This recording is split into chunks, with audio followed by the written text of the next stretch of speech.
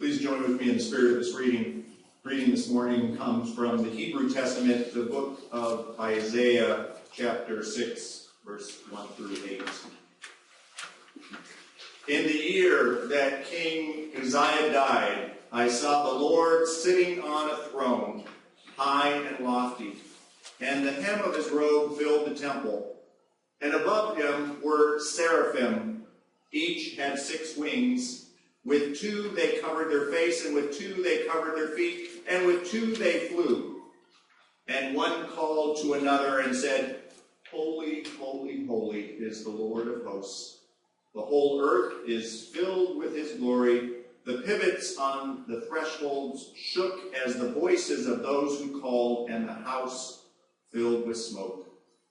And I said, Woe is me, I am lost, for I am a man of unclean lips, and I live among people of unclean lips. Yet my eyes have seen the King, the Lord of hosts.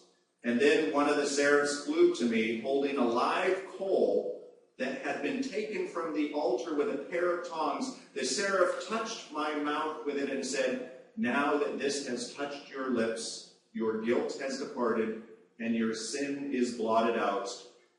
Then I heard the voice of the Lord saying, Whom shall I send? And who will go for us? And I said, Here am I. Send me.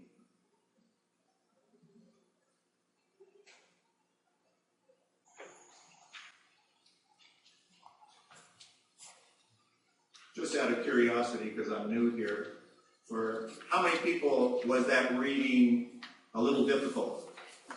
For how many people would hear that reading and their curiosity just shrivels up? I understand. We are in trying times, my friends. And there is a sense of urgency everywhere in the world. The disagreement and the incivility that we see around us from all sides feels like it's mounting, and that curiosity is shriveling. Indeed, even when in the conversations we have as we turn from the rancor of the world to the quiet of our own solitude, we can still feel a little tension that we hold, and we long for peace. We yearn for harmony and for a sense of unity, but we don't always know how to bring it forth. And we're scared by that and frustrated. I'm thinking of a poem, one of my favorite poems, from the Sufi poet Rumi. He says this, You have lost your camel, my friend, and all around you people are full of advice. You don't know where your camel is, but you're pretty sure that these casual directions are wrong. And yet, we are like Isaiah, right? Deeply intuitive, hungry for connection, longing for ways to be of use amidst this chaos. And Isaiah, in the midst of this, responds eagerly to the call to become a bridge builder and says, Here am I, send me. This despite just having had a seraphim, an angel of the Lord, place burning hot coals on his lips to prepare him for the work he is about to do. He did not cry out or complain or back down from what was being asked. That is the kind of spirit I like to see in volunteers. Especially those that are taking on the difficult and important work of mending the brokenness in our world. Here am I. Send me. These words are often quoted from Christian pulpits to mobilize and inspire followers. What isn't often quoted, however, and that's the curious part for me, is the part that follows Isaiah's courageous proclamation. And that's the part where God confesses that the task before Isaiah will be difficult and discouraging. Go out and talk to the people, God explains. Build bridges, connect the disconnected, instill trust in the timid, help the hesitant and the hurting and the disenfranchised come together. Oh, And by the way, God seems to say almost in an afterthought, by the way, understand that when you take this message out to the people, they will not listen. I hope that you don't need for me to explain to you that none of this actually happened. Right? There is no God in the sky who orders angels to place burning hot coals on the tongues of devotees to blot out their sin. And Isaiah, if any such figure did exist in history, was not made pure by being traumatized by a seraphim of the Lord. It didn't happen. Period. And yet, it's all true. Just like Michael Dowd probably said a couple weeks ago when he was here, there is night language and day language. We struggle to understand things through metaphor. People every day all around us in the world are being traumatized by polarizing forces tearing us apart. And something, our conscience, our morality, our sense of justice, maybe just our common sense, is calling us to stop this nonsense, end this incivility, heal the brokenness. Figuring out what anyone could possibly mean by God or religion and this call to do good in the world and summon love and justice, that's hard work and confusing. And it's what this sermon is about. The story about this tension first becoming clear to me, I, California boy right across town, was called to my first church in 1998. Turned out to be a small church in Atlanta, Georgia. They were a little disoriented. They felt the trauma around the world. They had lost their camel. I was eager to give advice. I wanted to build bridges. I was a little naive about how hard it was. Here am I cried, send me. Well, when I got there, my challenge appeared in an unexpected form. Seraphim, angels of the Lord, 4 of them to be exact, showed up at my front door holding crock pots of food. They told me it was macaroni and cheese, which was my favorite, so I invited them in. The conversation meandered around pleasantries, but soon turned to religion and church, and I later learned that that was the actual purpose of their visit. This was the neighborhood reconnaissance team. So their ears picked up when they heard that not only did I go to church, but I served a church. Oh, what church? They asked. Unitarian Universalist, I said. Dead silence.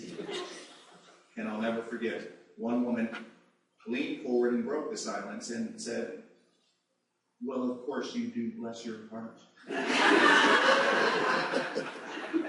But I never got any more macaroni and cheese. And all future conversations were lax, like the north-going and the south-going Zags. How many people can relate to that story? How many people have found themselves in the pain of polarization while yearning for something to be connecting or unifying in their lives? All around us we see categories and distinctions, hierarchies of ideology and binaries based on politics or race or class or gender or sexuality or language for what we do in this church, which encourage division and separation and isolation. A great number of people have been at their wits' end, pushed to the margins of society and the edge of hope. There must be something, they believe, something that rises above the sting of judgment and rejection that can lead us toward understanding and acceptance. But they just haven't found it.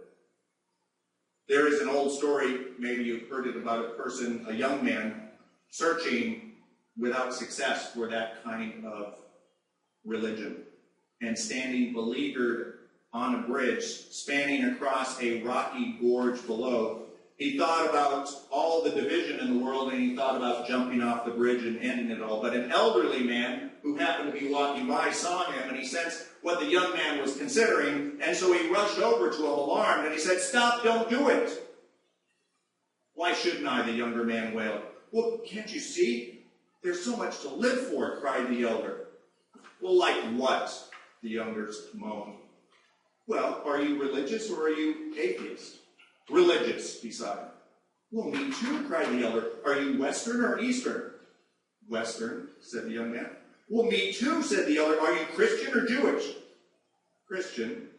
"Well, me too," cried the elder. "Are you Catholic or Protestant?" "Protestant." "Me too," cried the elder. "Are you Episcopalian or Baptist?" "Baptist." "Wow, me too. Are you Baptist Church of God or Baptist Church of the Lord?" "Baptist Church of God." "Well, me too. Are you Original Baptist Church of God or are you Reformed Baptist Church of God?" "Reformed," said the younger, beginning to slop. "Well, me too. Are you Baptist Church of God, Reformation 1879, or Baptist Church of God, Reformation 1915? Now almost giddy, the younger man exclaimed, "Reformation of 1915! And the older man suddenly scowled, "Die, heretic scum!" and he pushed him off the bridge.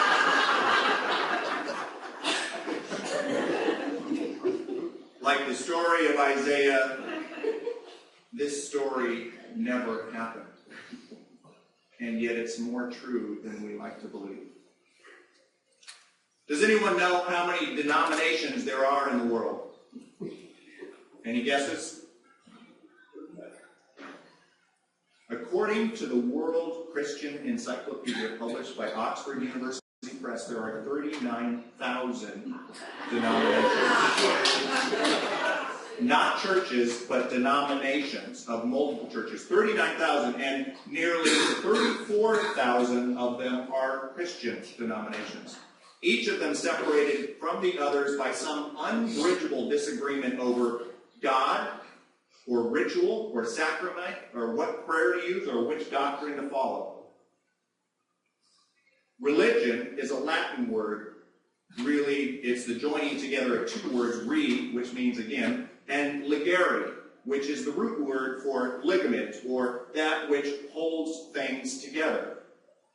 It is to bind together again, to join together parts that have become separated. Take what is broken and make it whole. How ironic that this very word often creates the division and unity that we try and escape. And that division is not something that Unitarian Universalists are immune to, unfortunately. This congregation, even, I have heard, like many in our denomination, feels some tension around certain subjects, around the minister, around theology, and many more simply choose to take the path that, other than the one that was demonstrated so nicely this morning, about just not talking about it, so that the issue is perpetually unresolved. And some here, I'm sure, have accepted that it's unresolvable. So let me give you the real scary and heartbreaking part of the story. Every single day, all around the world, there are people, young people, who want to be bridge builders, who want to be part of a solution, part of bringing things together. Like Isaiah, they keep hoping for connection, hoping for a path, for some sense of unity, and yet they feel hesitation and tension when they come to places like this or other churches, and they become even more disillusioned. It's the real reason why more than 4,000 churches are closing every single year across this country. And that number is increasing. If you want to see the direction that religion is headed in the U.S., look at Europe. And you will find some of the most amazing churches you have ever seen. Except most of them are not churches anymore. They're museums. And people go to them to look back in time, not to look forward into the future or to look for a sense of vision of love and justice. Churches like this one here, I believe, were made to help us for the days ahead, that they be better, that they be more unifying, and that we be bridge builders, to cast a vision towards what is healing and what can bring us together, because that's what the world needs. And unless and until we can do that, there will be no one to hand this church on to. About 8 years ago, I taught a course in theology at my church in Monterey, and 12 of us got together to try and name what we believed about God and religion. And initially, many people, when they signed up for the class, expressed excitement about doing this with other like-minded people. But when it came to actually naming our own personal understanding of God, our like-mindedness became lax as we devolved into north-going and south-going Zacks. But we did agree on one thing.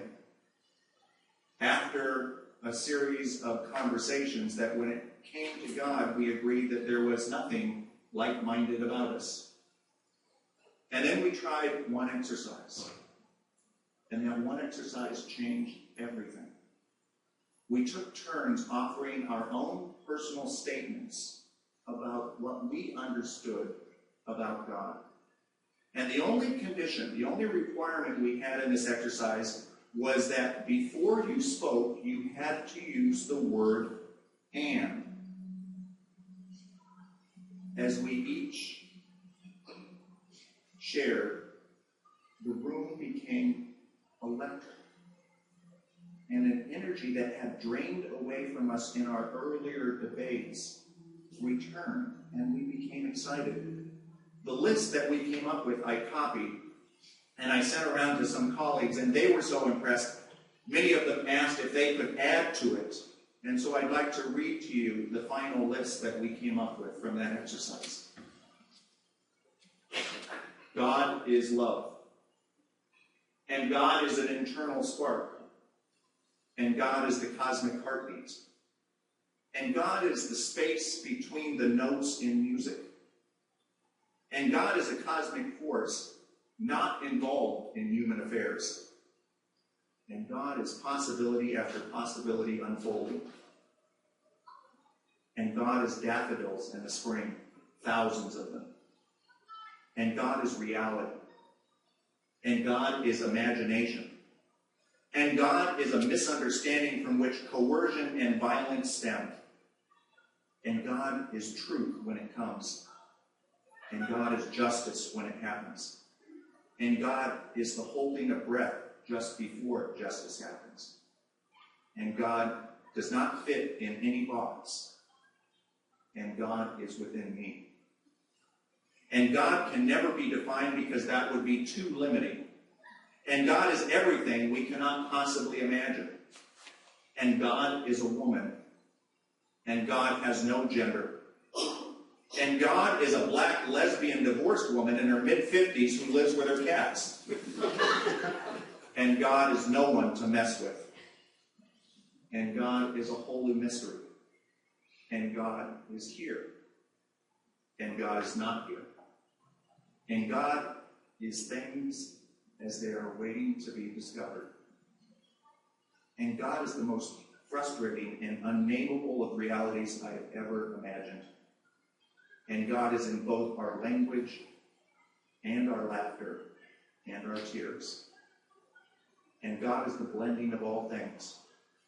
And God is a word created by man to project his own image.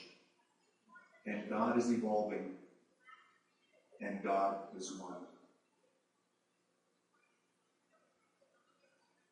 It's a powerful list.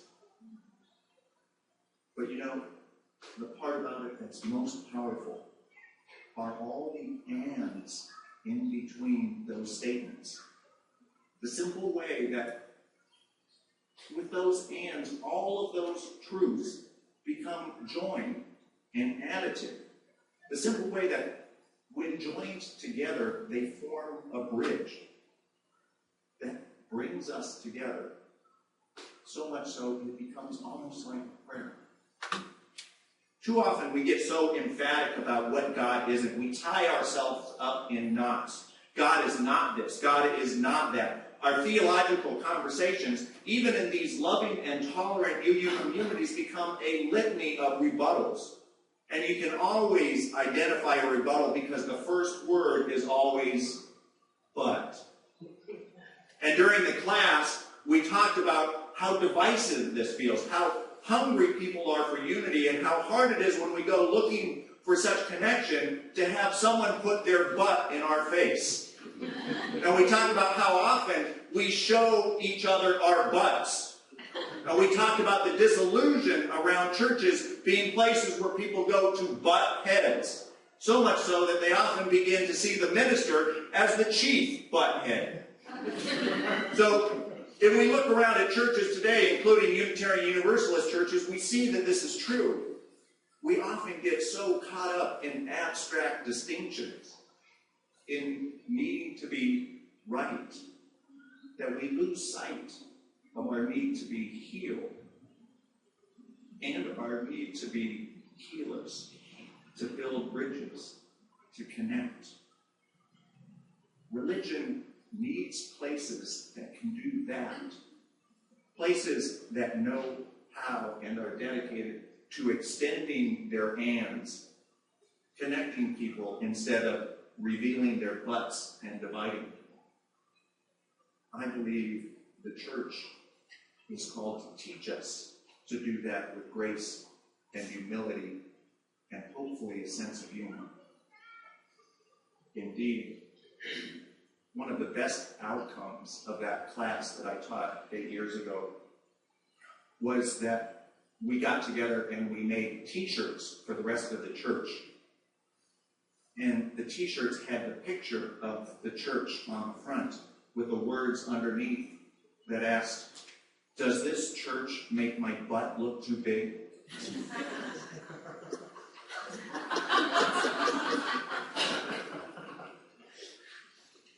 Friends, you have lost your count. And all around you are people full of advice. Our words by themselves may not always be in sync, but if we listen carefully, underneath the rhetoric, we will glimpse a people who care deeply and love fiercely. Often, they are people who, like us, are scared, but who, like Isaiah, feel called into conversations about love and justice. It is time to return to the prairie of cracks and become forward-thinking and forward-marching Zacks. It's time to put our butts behind us and walk hand in hand together. And on our way, I hope and pray that we all will say, each in our own way, "O elusive God of our misunderstandings, help us with these holy conversations. Reveal the contradictions that elude us. Let go of the fear that divides us and build the love and the trust that will save us. And all the while, help us to look upon one another, seeing clearly our differences and distinctions, and be able to say,